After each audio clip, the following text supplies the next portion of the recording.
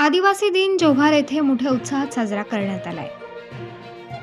दिनांक 9 रोजी जागतिक आदिवासी दिन होता। जव्हार येथे तो साजरा करण्यात आलाय। यावेळी जव्हार, मोखाडा, तलासरी, डहाणू, नाशिक, वाडा आदी जिल्हा तालुक्यातील ग्रामस्थ मोठ्या संख्येने उपस्थित होते।